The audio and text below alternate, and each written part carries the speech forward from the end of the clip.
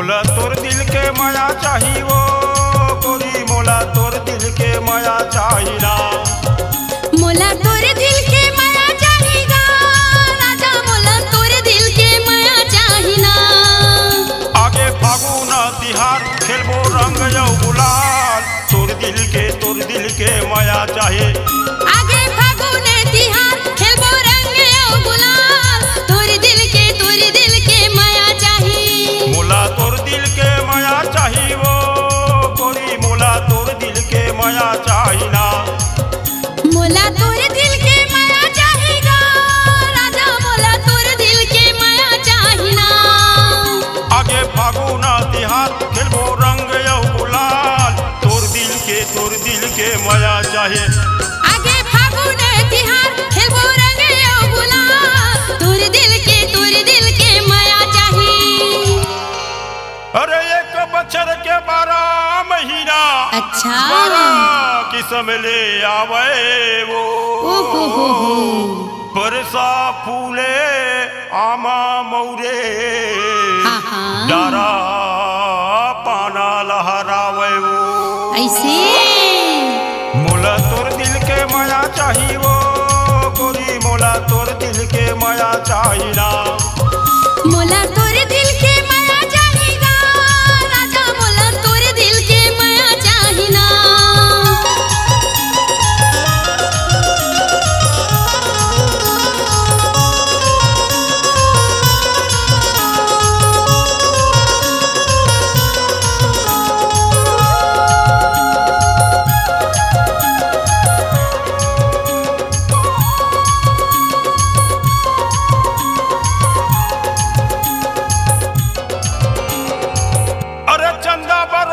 चेहरा है गोरी सही माँ मृग नैनी तोरे आखी वो, अरे मोर तिर मायाना हंस गोठियाना तहे रहे माया वाली वो।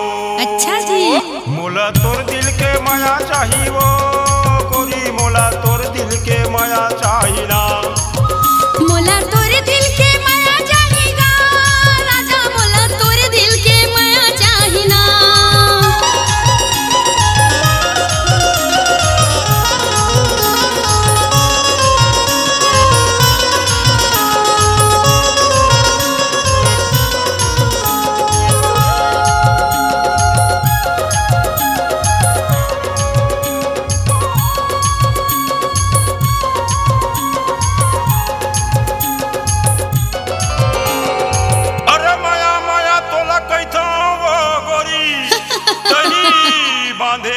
मया डोरे वो सही माँ ऐसन तोला रंगमा रंगाऊ ये जिंदगी के संगवारी वो।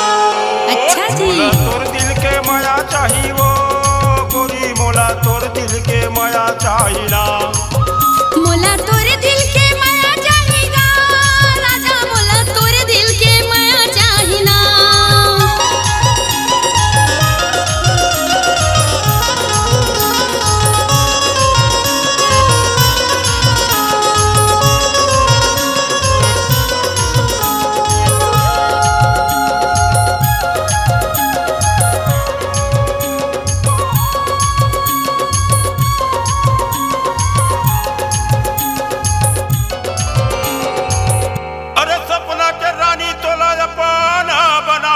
सही माँ तही रे जिंदगी के आधार वो मीठी मीठी बोली तोर गुरु तुरे लागे। अच्छा जी अजाना मोर जोड़ीदार वो। सही माँ मोला तोर दिल के माया चाही वो गोरी, मोला तोर दिल के माया चाही ना।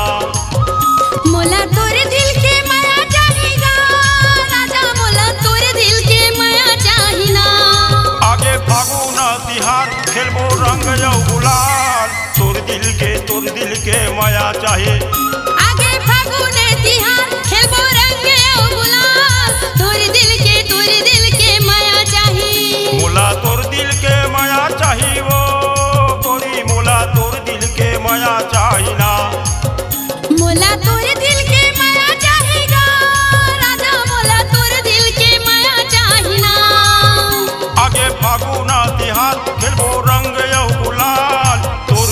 तोर दिल के माया चाहे।